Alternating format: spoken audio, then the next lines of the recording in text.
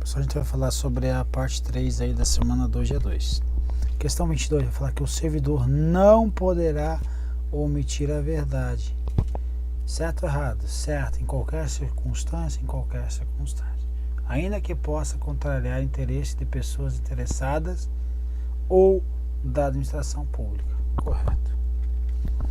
Porque toda pessoa tem direito à verdade, o servidor não pode omiti-la ou falseá-la, ainda que contrário aos interesses da própria pessoa interessada ou da administração pública.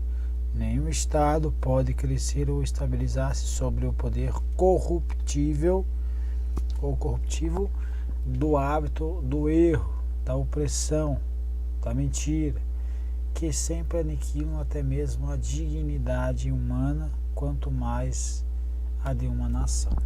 Então o item está correto. Questão próxima. O servidor público está autorizado a omitir a verdade se o interesse do Estado exigir? A gente acabou de verificar que não pode. 110. O servidor público pode omitir a verdade sempre que isso for solicitado por pessoa interessada ou beneficiar da administração pública? Nós vimos que ele não pode omitir a verdade.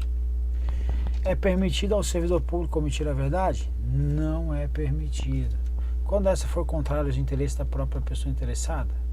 Não pode. Nenhuma hipótese. 9.2. Embora a pessoa tenha direito à verdade, é facultado ao servidor público omiti-la? Veja que isso aí cai muitas questões parecidas e não pode se dar o luxo de errá-las, ok? A qualidade dos serviços públicos pode ser verificada quando os servidores públicos exibem condutas embasadas na atualidade. O que é uma conduta baseada na atualidade? A atualidade é o princípio do aperfeiçoamento, certo? Não é algo defasado, é esse sentido aqui. Generalidade, serviço público para todos, geral, de uma maneira cortês, por exemplo, ok? Ok.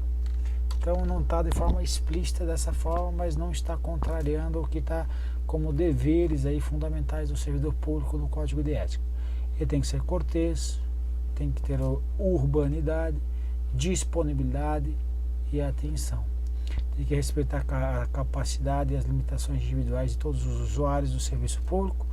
Não pode ter preconceito ou distinção de raça, sexo, nacionalidade, cor, idade, religião e cunho político e ainda posição social. Tem que ter também o que? Abster-se dessa forma de causar-lhe dano moral. Perfeito? Então, a questão está alinhada aí ao Código de Ética, está correta, portanto.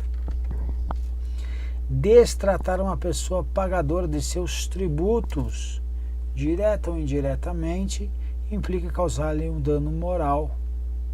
Então, se eu estou destratando alguém que paga os tributos, estou causando-lhe um dano moral. Perfeito. Tanto como danificar qualquer bem pertencente ao patrimônio público, deteriorando-o por descuido ou má vontade. Ressalta-se que isso não constitui apenas ultraje ao equipamento, às instalações ou ao Estado, mas todos os que participaram do certame da deconstrução, o que demandou dessas pessoas esforço intelectual, tempo, perspectivas e bastante diligência para edificá-los, ok? Então não só vai causar dano moral aí a pessoa que paga aos tributos, ok? Quando eu destratar, mas também como danificar qualquer bem pertencente ao patrimônio público, também vai causar um dano moral aí, ok? Certo, então veja, a cortesia, a boa vontade, o cuidado, o tempo dedicado ao serviço público caracterizam o esforço pela disciplina. Tratar mal uma pessoa que paga seus tributos direto ou indiretamente significa causar-lhe dano moral.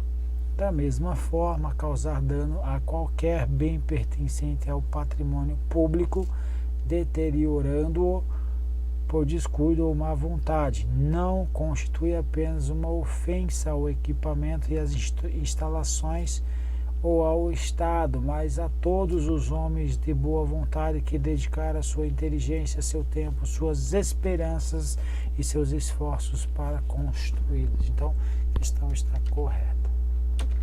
60. Considere que o servidor público tenha deixado, sem justo motivo, muitas pessoas à espera de solução que compete ao setor em que exerça suas funções, o que resultou na formação de longas filas e atraso na prestação do serviço. Nessa situação, a atitude do servidor, além de ter sido contra a ética, pode ser caracterizada como grave dano moral aos usuários do serviço público, certo? Então, sem justo motivo, deixou o pessoal em longas filas aí, caracteriza sim um dano moral aos usuários do serviço público. Questão correta.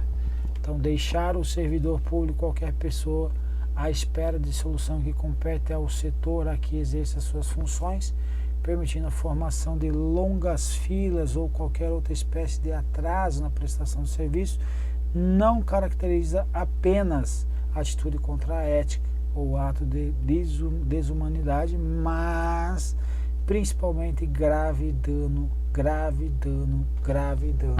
moral aos servidores, aos serviços públicos. Então a questão está correta.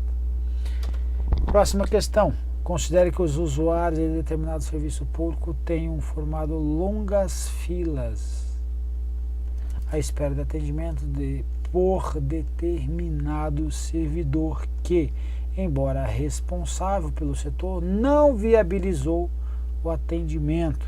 Nessa situação, segundo dispõe a legislação de regência, a atitude do servidor caracteriza como conduta contrária à ética, certo? Certo, e ato de desumanidade, mas não grave dano moral aos usuários e também, acabou de ver que também é o dano moral aos usuários do serviço, mas principalmente dano moral aos usuários dos serviços públicos aí, essa conduta dele de deixar o pessoal aí formar longas filas aí, ok? Próxima questão.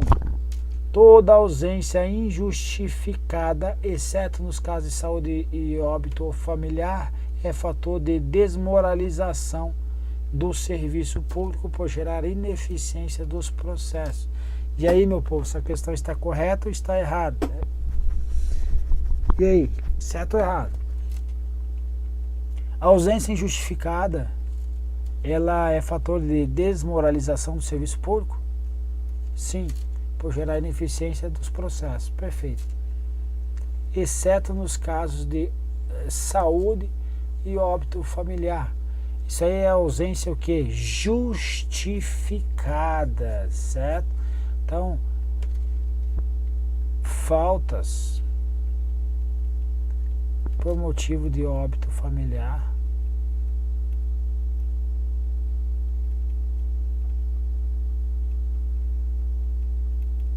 ou casos de saúde.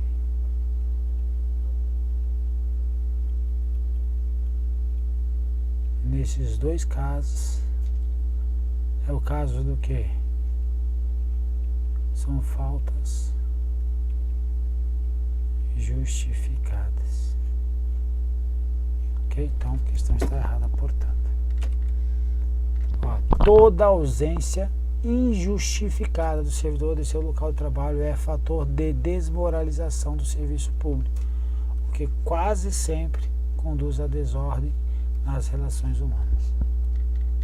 Por que desordem? Porque o povo vai ficar, você faltou, eu também quero faltar, aí ele tem privilégio, eu não tenho, eu trabalho, ele não trabalha, então isso vai ter causado certa desordem, sim. Beleza? E assim terminamos aí a nossa bateria de questões.